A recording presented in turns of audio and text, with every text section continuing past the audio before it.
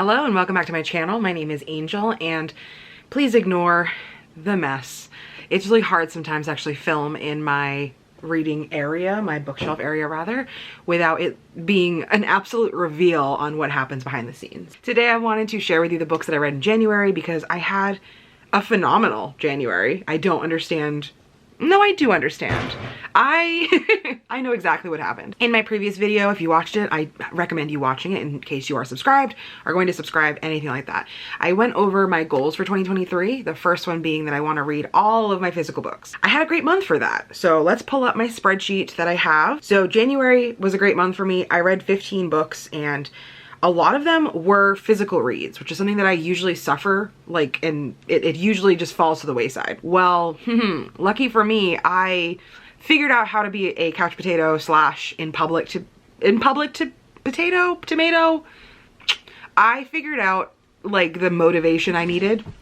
Bento, you need to calm down. The first book I read was an ebook that I had on my physical TBR, and it was the Mabon Feast, or the Mabon Feast by C.M. Nascosta, and this was a smutty, witchy book about a woman who has recently been pretty much exiled from her coven. What happens is this woman ends up taking a renter in her attic, and it's like an arachnoid creature. I believe I'll put the name of whatever he is here. Over time, things about both of them become revealed and they start to grow closer, and it is a monster smut book, so things happen.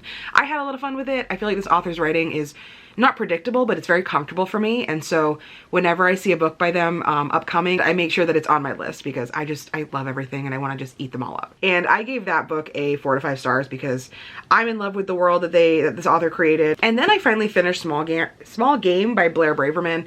I talked about this one in my big book haul at the end of the year. I don't know when I posted that. And it took me quite a while to read. This was my first real experience this year trying to read a physical book. And I had COVID at the beginning of the year, but this is a book that I thought was gonna be more of a horror survival with a little bit of scary humor. But it's about a woman who she signs up for a TV show, a reality TV show where she's gonna have to survive in the woods. I think they get thrown in with basically just one weapon, very little tools. They have to live off the land. And there are 4 or 5 other people there with her, and it's gonna be a reality show. So they have people on the island filming them, but at night they go away and they're really left to their own devices. It's very not pretty. And so there's a lot of background work of trying to be oh, say that again or say that louder. There is a bit of a twist, I think midway into the book, which makes it sort of thriller horror-y, but it's not magical realism in any respect. It does become, it's just a survival book. I wouldn't say it's scary necessarily. And I gave this one also a 4 out of 5 stars. Next I read Ice Cream Man Volume 8.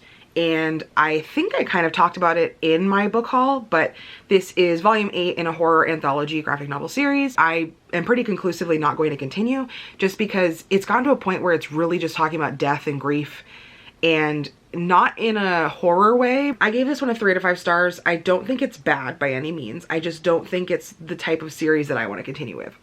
I also read Clementine book 1, and this is by Tillie Walden, and I gave this a 4 out of 5 stars. This one is a continuation of the Walking Dead TV show / the video game. In the video game, you get introduced to the character Clementine as, I think she's less than 10 at that point. And I think she's an early teen in this series. At this point, she has lost one of her feet in I don't even remember how.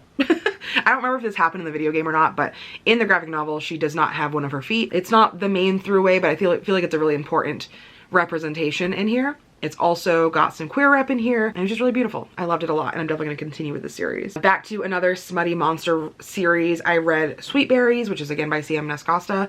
I always feel like I'm saying that name wrong. This one I gave a 3 out of 5.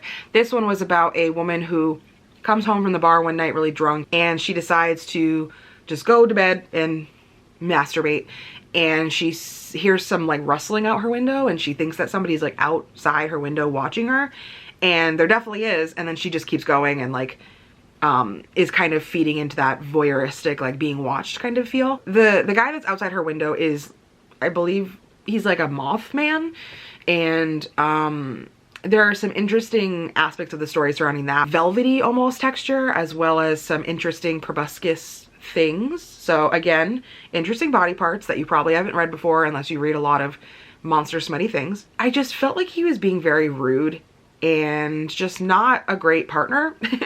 And so like, again, I enjoyed the series. It's in the same world as the Mabon Feast. It's just a different part of it. I just felt like he wasn't a great protagonist, or love interest rather.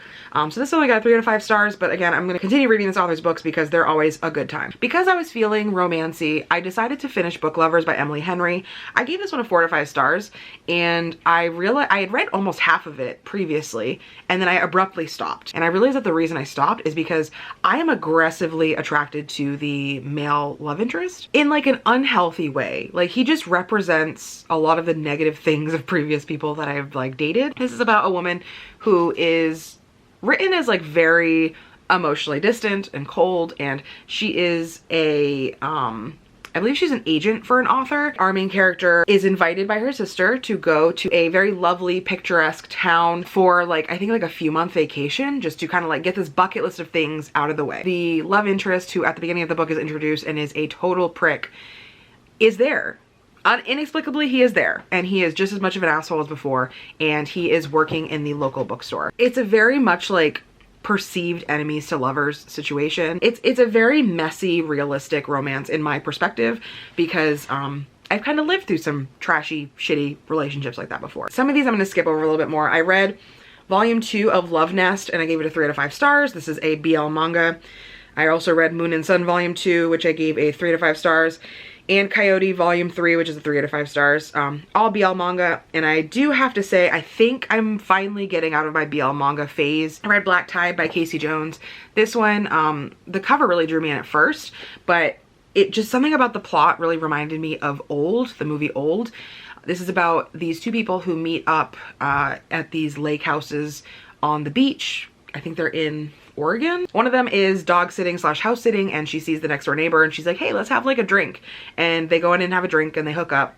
And then the next day they wake up, and to sum it up quickly, like the back of the book does, the world is pretty much ending at this point. They're also like kind of lost. Like, you as the reader can see that the world, there's something terrible happening, but you don't know the details. They don't know the details. They don't even know really that the world is ending. They just know that there's no power. I know I talk a lot about liking survival horror and like end of the world, like active apocalypse kind of books.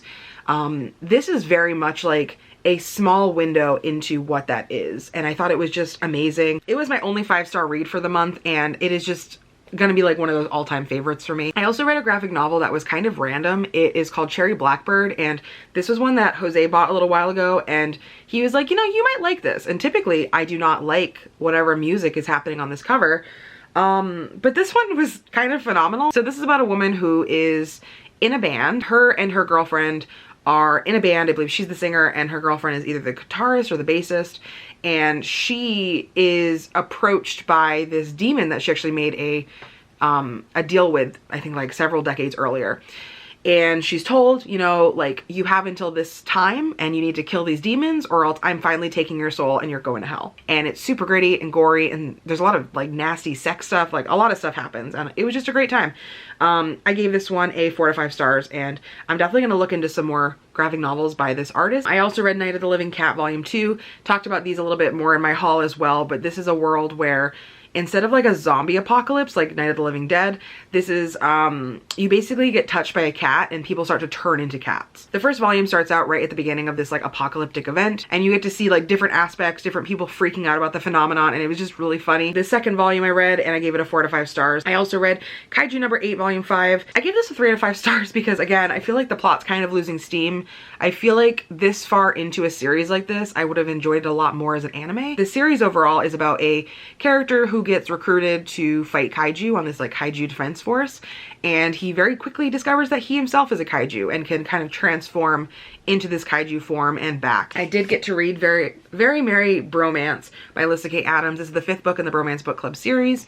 If you don't know already, the Bromance Book Club series is a long-going series about a group of men who have some sort of relationship turmoil, and they, as a group of guys, all read these romance books together, and so that they can better help their bro friends in their relationships. This book specifically talks about Colton, a country music star who's a little bit further along in his career. He has previously had a one-night stand with a woman who is named Gretchen, and she is a, I believe she's an immigration attorney. I gave this one a 4 to 5 stars. It was the beginning of the end for me, where I was reading pretty much a book every 2 days, and I just ate this shit up. It was just so fluffy and delightful and sweet and sexy at times, and I just really had a great time. Also, for the very last book that I read this month, I read Suburban Hell by Maureen Kilmer. This is about a group of 4 women who live in the suburbs with their kids and their husbands, and